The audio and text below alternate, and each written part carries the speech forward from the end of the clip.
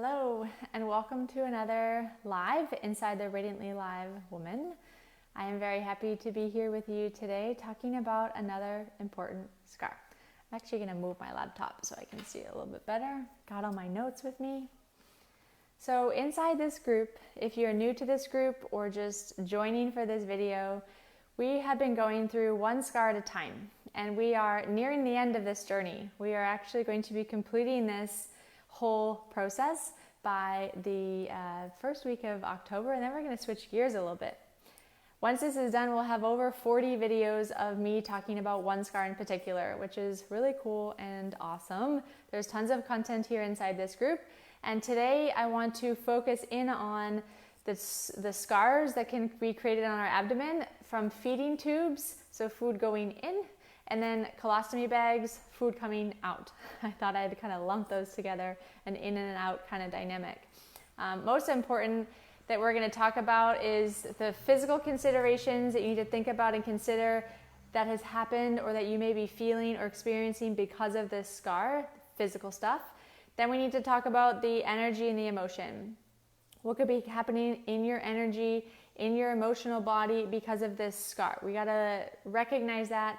Once we recognize these two things, then we're on the way to change and transformation. Then we're like on the path of making a difference, of starting to work and change how we feel in body and mind. The third part of these videos that I always give out is a what to do. The what to do is a really important part for me, and I hope that it feels good for you to hear it as well, because right now we have so much information just being like blasted at us, and we're also like chewing and eating tons of content and information, and we're not really doing much with it. We are absorbing, but not really integrating and not giving like a practical application. So that is what this third part is. What can we start doing with these scars? Let's start making sense of this. So let's just dive right in.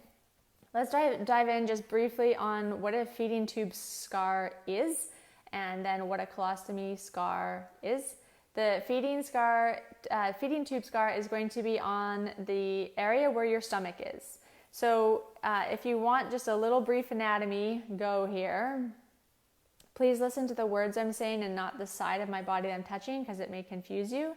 This is the right side of my body. This is where my liver, gallbladder, appendix kind of world is. On the left side of my body is where my stomach and spleen and pancreas are. It's kind of living over here. So we have this kind of asymmetrical thing going on. So the feeding tube scar is going directly into the stomach because we are feeding ourselves. The stomach is kind of the first organ that the food hits after it travels from mouth. It starts to pool and start to be absorbed and used as fuel. That actually starts in the mouth, but it then hits and starts to work in the stomach. Then it goes through the rest of our digestive system, small intestine, large intestine, out as elimination. And there's all of these processes, all of these different types of carbohydrates, fats, proteins that get absorbed, as well as nutrients and minerals along the path. So that is a scar that is usually in this area. Then we have our colostomy scar, which is, like I said, it's kind of like the opposite. It is the food coming out. So we have maybe had some sort of rectal cancer, large intestine removed, something that has gone on in like the bottom part of our digestive tract that we are no longer able to eliminate like we had been previously for however long in your life. Now we are needing to use a bag. The bag is connected into the large intestine. So a colostomy bag, meaning like you've gone through the whole digestive process. It's hit your stomach. It's done the small intestine thing. Now as it kind of comes around and starts to be eliminated from the large intestine towards the rectum, that is when that colostomy bag is in effect. So it is connected and plugged into the large intestine. So in that way, they're like slightly different. One's plugged into the stomach, one's plugged into the large intestine. However, how we can approach these will be very similar. There's a very similar vibe to these types of scars, and they're kind of in a similar area, so we can talk about them in that way physically as well. So that is the what or the why. And now let's talk about the considerations physically. So every time we have a scarring that's going on in the abdomen, we can assume that a couple of these are going to show up every time. The same that will show up every time is going to be some challenge with your breathing. Why challenge with your breathing? Because wherever there's a scar, you are not putting input there, meaning you're not breathing in there. You're avoiding it in some way. And when we avoid breathing in our abdomen, we are in trouble because we should be breathing down into our bodies. When we're breathing chesty, when we're breathing high and tight and shallow and kind of anxious, or we're breathing out just the sides of our body, or whatever we're doing to compensate, we want to note that, because when we are not breathing into our abdomen and we're breathing in the chest, that's already been highly linked up in research that it's connected to cardiovascular problems, like heart health problems, respiratory problems, and this can really show up later in our life. It may not be showing up now, but put a couple decades on it and it may be something that you're experiencing. So we want to nip that in the butt as quickly as we can. We want to breathe down. We want to breathe into the area in which we have scars. That alone will already start the process of transformation, which I'll explain in the what to do section at the end of this video. So breathing is huge. When we breathe down into our body, the diaphragm starts to play a part. It starts to move as it should be. And when it starts to move, I want you to imagine that every breath you take in this way, where the diaphragm is moving, it has a really lovely, beautiful, useful knock-on effect where it massages all of the other organs. This is really important when we are talking about these scars, because what we want to think about is there's a lack of integration going on in the digestive system. We're having to insert a manual kind of function into an area that the body is either not able to do permanently or just temporarily. So we need to bring the systems, all of the systems, but here we are in the digestive system talking primarily, we want to bring that back into function so that you are working as a whole, which is exactly what we want. We want to really increase and ramp that up. We want to increase our digestive fire. We want to increase our sense that all of this area here is functioning together. So breathing helps that. Movement there gives this nice massage into those organs, not just your digestive organs, but also your urinary organs, your reproductive organs. It starts to put some movement and pressure in a good way on your pelvic floor. It helps to alleviate things like chronic pain and vulnerability in the low back, which we'll talk about shortly. So that's one thing that's going to come up all the time with an abdominal scar. And here it is just as important. Now, the next thing let's talk about is chronic pain, because I just touched on it. Chronic pain is very common in the spinal area, also in the hips when we have abdominal scarring going on.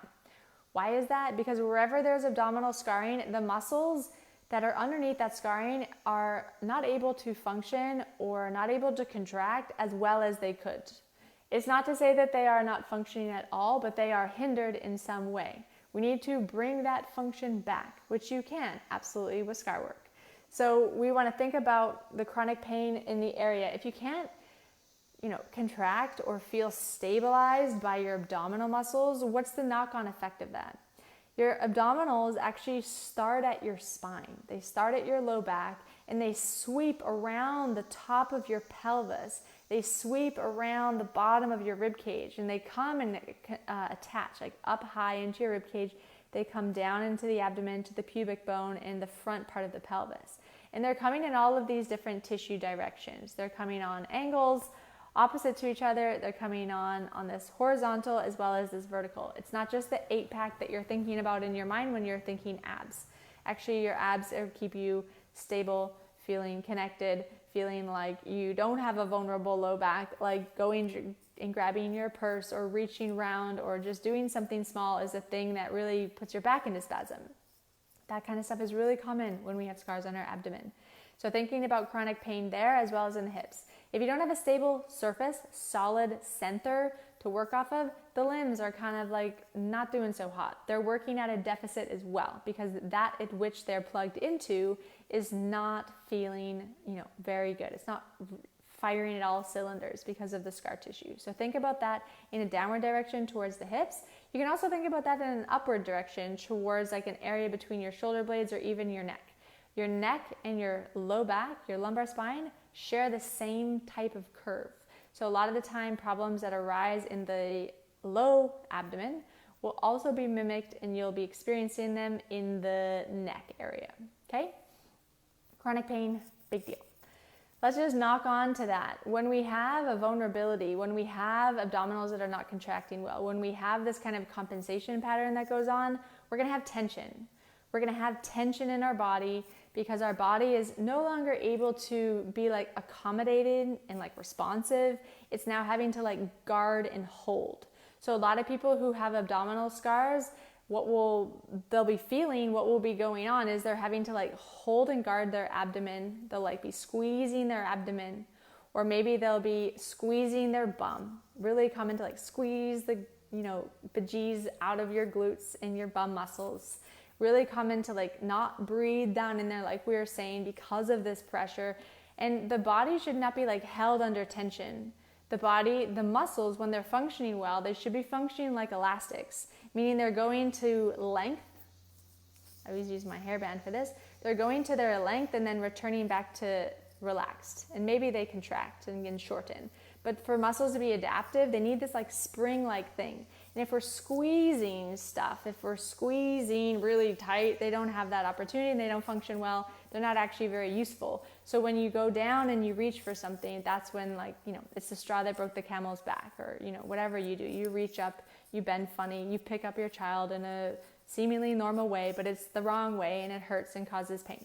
So the tension that you feel in your body because of the scarring is happening because of this whole knock-on effect that I just highlighted and pointed out. So tension is a really common thing. When we have tension in our body, like when we feel it in our muscles, like when we feel tight or inflexible, it's so much more than just muscles are tight. Over time, if muscles are not getting this kind of relax, contract motion, they are no longer supple and they're no longer reactive. They turn fibrotic, they turn dense, they dehydrate. I used to say, and this is a good thing to look at, if you ever, I don't know if we can go to these things anymore, but pre-COVID, you're able to go to something called Body Worlds, which is when people have donated their body to science. They take off all their skin and they put them in these postures, depending on, you can see like a sports body world or like an art body world, and they have them in all of these postures. Sometimes they're doing tennis or sometimes they're doing something more artistic. And what I want you to think about if you ever go to that is look at some of the areas that person had, that fibrotic area. You'll see a lot of fibrotic tissue in areas where people weren't moving well for long, extended periods of time. So we don't want that. We can work through that by working through the scars to make things more supple and reactive and adaptable, which makes you a healthier human overall. Because when you're tight in your muscles, your digestion is not working well. When your digestion is off, all the other systems are going to be off. Nobody feels good when your digestion's off. We're all a bit cranky or irritated or just not having a good day when our digestion doesn't feel good. It weighs down on our energy. We also start to have like a rigidity in the way that we think. It's kind of a knock-on effect. When there's tension in the body, you'll feel it in your mind. Maybe you have a hard time hearing the opinions of others, or maybe you are more prone to being like stubborn or rigid, or maybe you have a hard time just like opening your mind, being more open-minded, and you'll find yourself like ruminating or keeping on these kind of consistent patterns and thoughts because you've grooved something, ingrained something so deeply. There's this rigidity that comes in all aspects of people, especially so when they have lots of tension, which comes when you have abdominal scarring, like the scarring I'm talking about, the feeding tube, as well as the colostomy bag. So let's talk about something called pressure, and then I'm going to briefly talk about wind. So pressure. You will always have a pressure problem in your body when you have an abdominal scar. There's just no way around it. It doesn't necessarily need to be a massive scar. It could be a massive scar, but it could also be just like a couple punctures. The feeding tube as well as the colostomy bag, they're, a couple inches, depends on when you got the scar, depends on when your surgery was, depending on what country you live in. All of these things are constantly adapting and changing, but that is not what I want you to think about. I want you to think about your abdomen. Think about your diaphragm here that is paralleled with your pelvic floor going in the opposite direction, that has a round belly and around low back, we've kind of started creating the visual of a balloon. Okay, we got the balloon visual going on. This is a closed system. This is a closed container, ideally. When you have a scar there, it's no longer a closed system. There's like a weakening there. So you'll see the Olympics were just on at the time of this recording. It was a few months back or weeks back. What you'll see people who are lifting heavy weights is they're using their intra-abdominal pressure to their advantage to lift weight. They're like trained and have worked through that. They do not want to get hernias. They do not want to like be impeded by their scars and all of these things. So they train to use the benefit of the intra-abdominal pressure in a good way. If you're not using your intra-abdominal pressure in a good way, you're prone to things like hernias. You're prone to things like having lots of wind, meaning like very gassy, hard time digesting, swelling, inflammation, bloating, the whole kit and caboodle. As far as like imagine just like kind of a wind going on in here. You may feel it as burping, you may feel it as gas. All of that is being challenged because the pressure is not correct because of the scar. When you work the scar, that pressure gets restored and you get the proper pressure kind of gradient. There's pressure stuff going in our body all the time. That is the way in which we inhale and exhale. The way that we inhale and exhale is on a pressure gradient that's related to the lungs and air going in and out. Now, just on a simple sense, if the pressure is off here, and I just spoke about all the digestive stuff, because this is a balloon and we're talking about the whole kind of torso here as this pressure thing, it's going to impede and challenge stuff going on in your pelvic floor. It's very common for people who have abdominal scarring to also have incontinence, stuff going on with their bladder, urgency, not able to hold it, incontinence, laughing, giggling, jumping, all of that. That's no good. We want to move past that, and there's a way to do that by working your scar.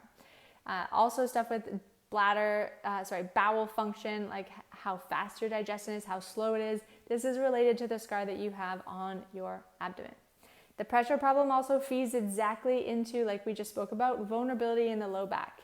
Every single joint needs a certain amount of like pressure. And because the spine is like stacked, all of these small vertebrae, they're not so small in the low back, but it gets smaller as you go up your neck, into your neck. There's a proper, can't speak today. There's a proper pressure gradient here that is also in between each disc. Each disc should be like gel-like kind of squishy kind of texture.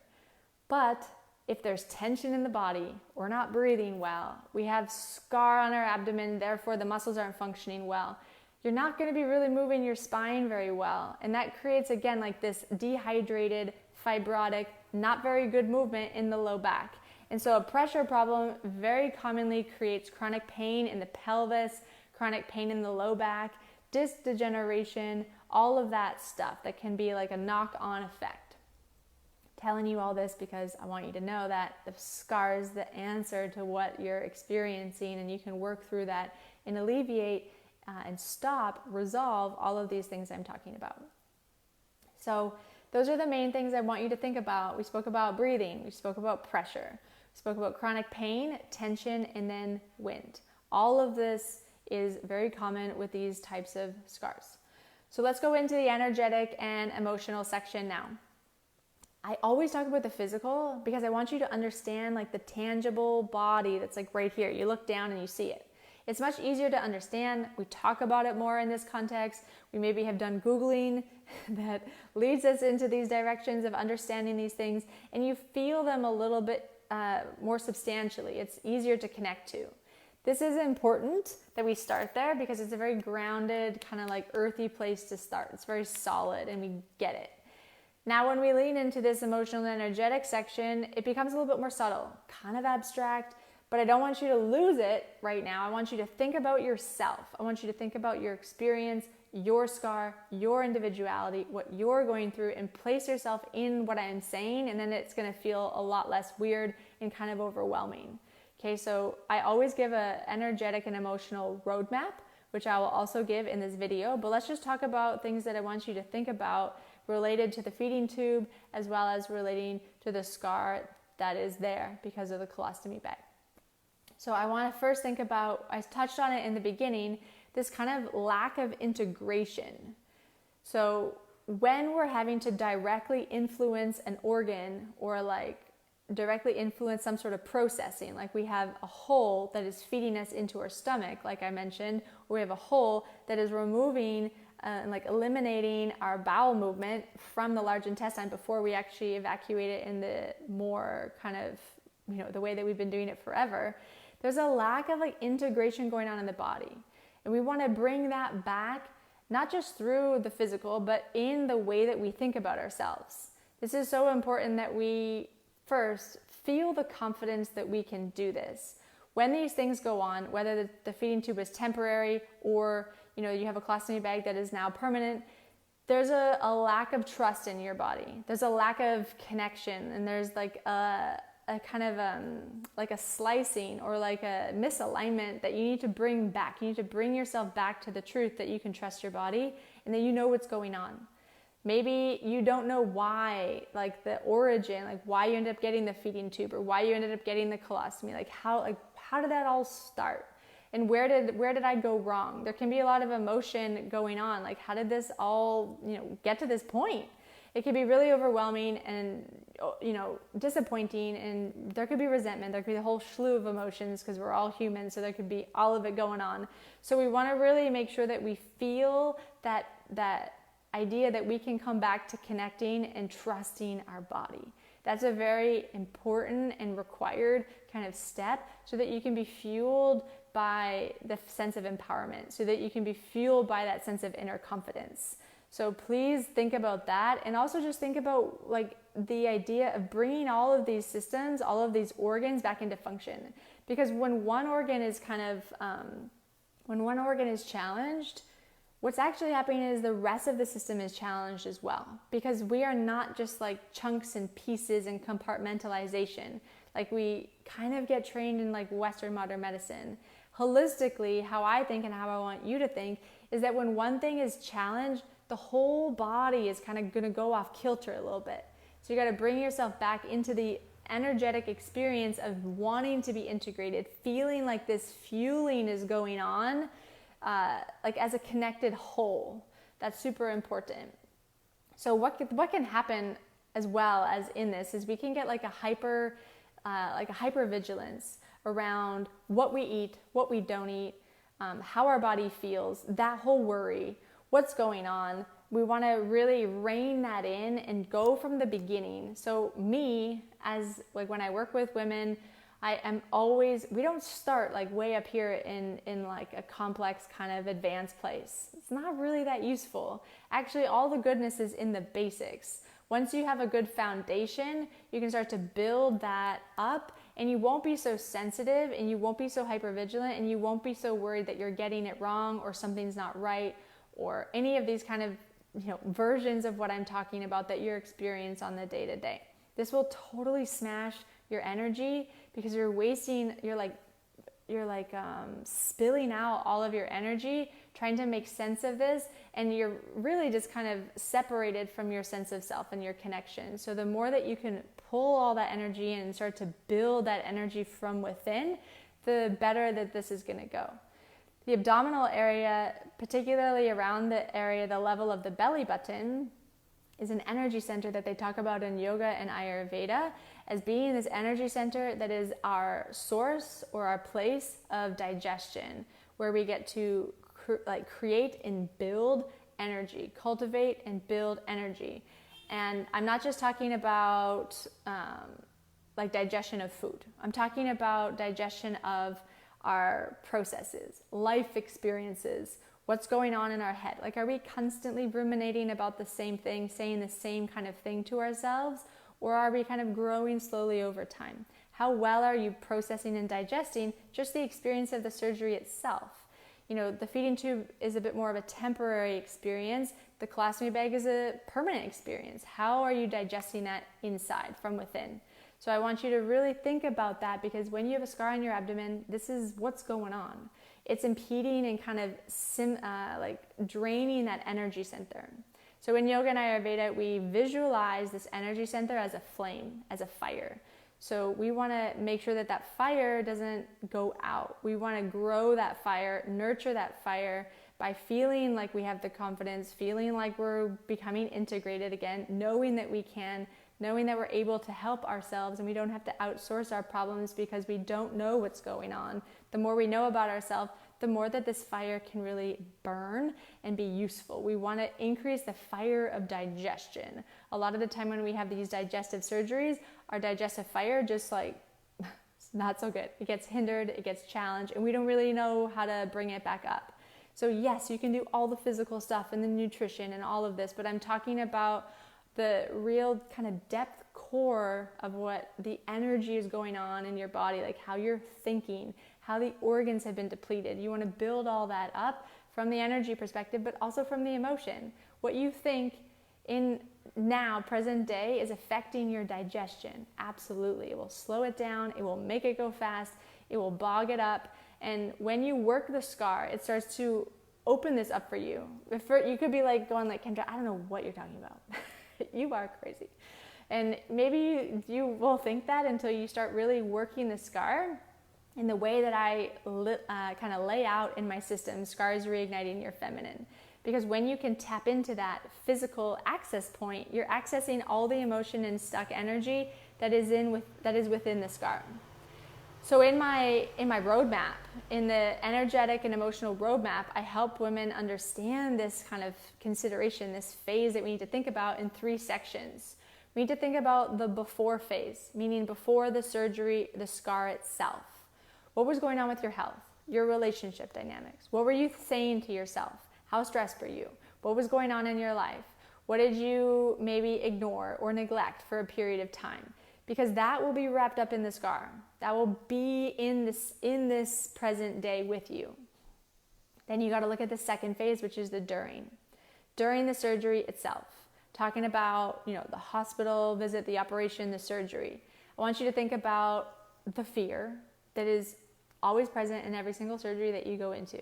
Whether you're getting your wisdom teeth yanked out or you're getting a massive surgery on your abdomen, there's fear involved. The doctor will rightfully so read you out this list of stuff that could go wrong, and that's totally freaky, and you need to address that there's fear also wrapped up in there. When we are in that state of panic, of worry, of like, I don't know how this is going to go, but I hope it works out, we can have this lens that comes over us where we interpret the way that people interact with us as maybe not reality. So I want you to think about your relationship dynamics with the person who is taking care of you, your spouse, your kids, coworker, whoever was like, visiting you in the hospital and getting you out of the hospital. Maybe you had experienced them as treating you not so great or not being considerate. This is very common when people are going in for surgery. And just know that may also be wrapped up in the scar, and you may be playing out a flavor of that all the way up into present day. Because that burned and that stung, and now you think about that person slightly different. Or maybe you're a little bit more guarded, thinking about this tension thing again. Could also play out with the way that hospital staff treated you, because it may not have been a good visit, or maybe you had interpreted them as not taking care of you. Even if they wanted to and did take care of you to the best of their abilities, it may not have felt like that. And so now you have a flavor of like resentment or anger or frustration, or like, I'm not going in a hospital ever again. Any of that stuff is stuck in, and it needs to be worked through because you're holding that in. That's a drag on your energy. That's burning you up and not using your energy for something useful, like becoming integrated human who feels like they have the confidence to move forward. This third phase, part 3, is everything that happened from the healing process all the way to present day. So however long your scar has been on your body, this could be a long phase. It could be equally as long on the other side. If you've suffered with digestive problems for a long time, if you had this kind of rolling effect that eventually led to a cancer or some sort of like organ, something or other that led to the surgery, there's this rolling effect that happens. You don't just wake up one day and boom, there it is. It's this kind of progressive compounding thing. And so I want you to think about it on the other end in this third final phase, the after. The real kind of compression and compactedness of what are you thinking? What do you do or not do? How's your body function? How do you feel about that? Are you super pissed off? Are you really sad? All of that, again, is like held inside the scar. It's held in your body. And so we want to get that out. We want to get that moving. So this is the roadmap that I suggest, as well as little things that I want you to touch on and think about and hear me say, recognize in yourself. Because once you recognize these things, these physical considerations, the energy problems, the emotional kind of reactivity or like held stuff, once you recognize this, once you have like a real, honest, genuine conversation with yourself and you're like, whoa, this kind of sounds, I resonate with this, then you are on your way to transforming. Then you have information. But the problem is we like wander around most of our day kind of confused and lost and not really sure like what's happening or what I should do next. That creates a lot of confusion, creates a lot of disconnect, and doesn't give you any forward direction. It kind of feels like you're fumbling around in the dark, and that sucks. So the more initiative you take on yourself, the better this will go. The first step is actually recognizing that, oh yeah, I'm like really not doing so good in a few of those areas that Kendra mentioned. Then you're like, okay, period. Let's begin. It's a really good thing to start. Okay, so what to do? The first thing that you're going to do is what I suggest for every single scar. You must do this step. It's really important that you do this step. The most important reason being that we don't yet understand how important that scar is. It may be the first time that you're hearing this and like kind of paying attention to your scar. So you want to make sure that you don't skip over this step, because what this step will give you is it gives you the insight and like the feeling, the truth, that this area, the scar, is actually a transformation hotspot. It is showing you what's potentially there for you to change if you take this on as a goal. It's not there to freak you out or make you worried or feel like, oh my God, there's so much stuff going on. It's like, no, like there's some stuff here I can work with, and all I need to do is go through this practice and I can access it. I can feel it. Like that should be very empowering and confidence boosting in itself. So the 3-part practice I'm going to give you has 3 parts. And the first phase is the relaxing into. You need to find somewhere comfortable in your house to spend a bit of time. Please don't do this 10 minutes before a Zoom meeting. That's not very smart. I want you to give yourself some space. It could be just 5 minutes. It could be 20 minutes. But know that you need to find somewhere comfortable, your bed, your living room, sofa, whatever. Make sure that you are sitting in a way that's comfortable or laying. Okay, so I usually suggest sit, lay, whatever feels best. Then you want to make skin-to-skin contact. You want to activate the sense of touch and touch the scar. Wherever it is on your body, you're touching that scar, making contact. I want you to say something in your mind or say a little prayer out loud that says something along the lines of, I'm touching my body in a place that maybe I've been ignoring, or I've been touching a part of my body that I know is a source of hurt because it feels emotionally a little raw and I know I've been ignoring it. Maybe you didn't even know that it's a big deal, and that's very common, but now you've heard me say this, and now you're going in and going like, okay, I can do this. I'm going to touch into this. Activating the sense of touch beyond just like putting on a t-shirt and makeup and like putting lotion on, but really making meaningful contact with your body. You want to make contact with an area that is not integrated into who you are, and you want to integrate the heck out of it. Okay?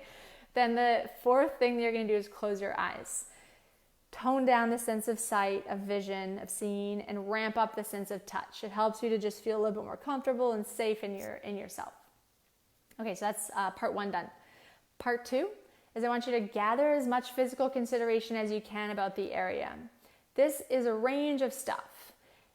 You want to build a relationship with the area. The more you touch it, the more you know. The more you know, the more information you have. The more information you have, the more you have a positive direction to go.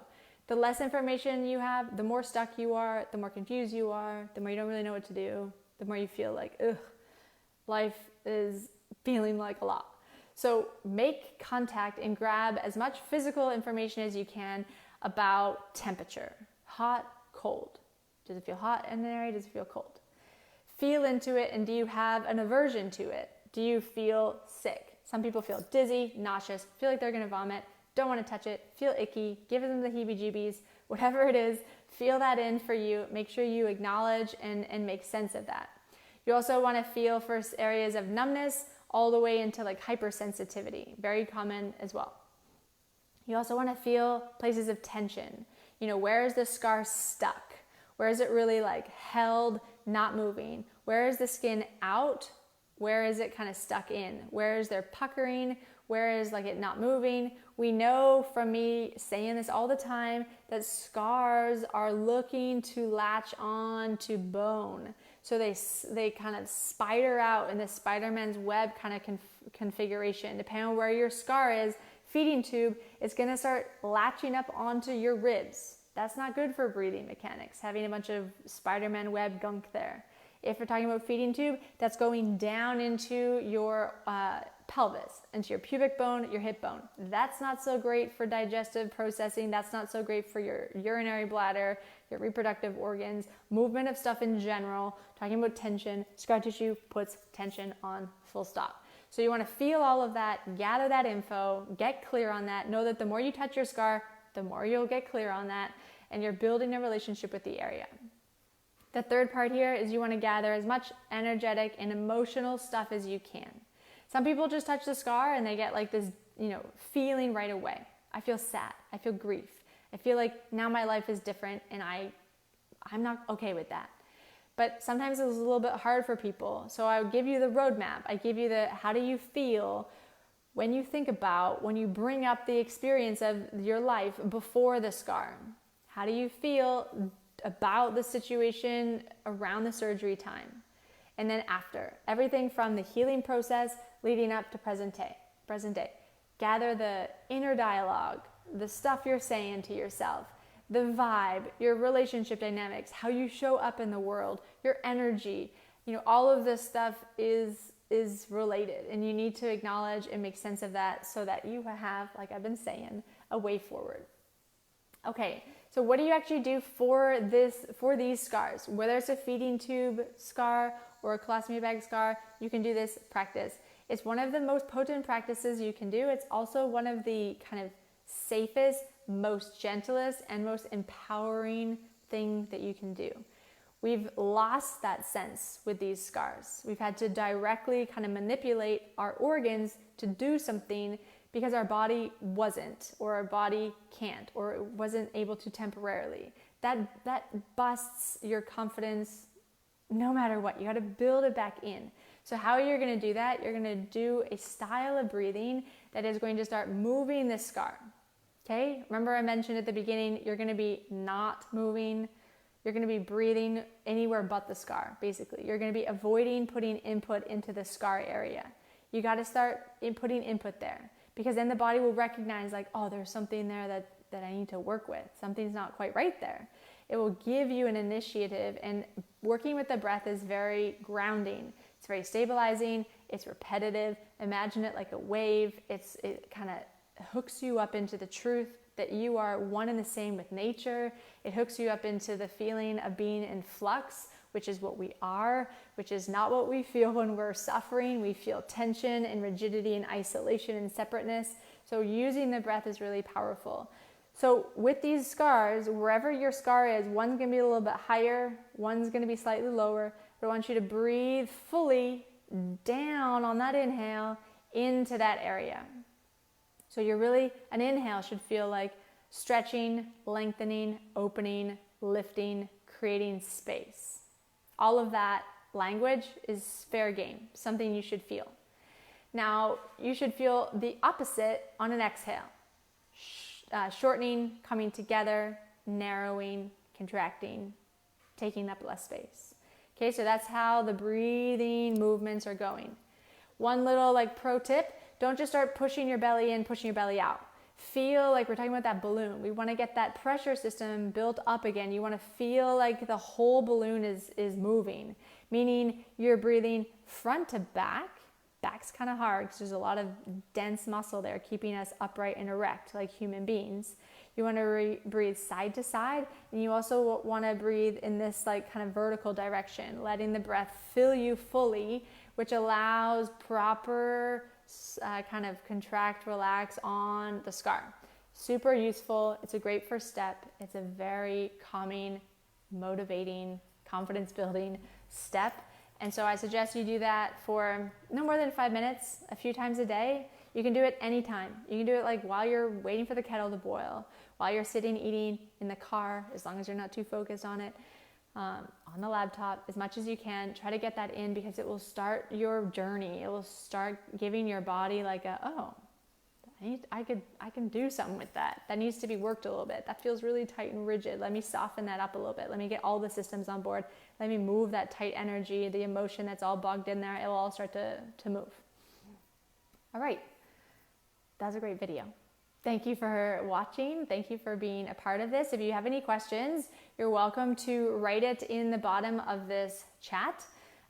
If you're feeling like you're gonna just try it out and then return back to it, please do. I'm very welcome or very happy to hear your comments. I'm very active inside this group. I will hear it all and comment back when I can. And we're gonna be doing one more live this week, and I'll share the content of that video shortly.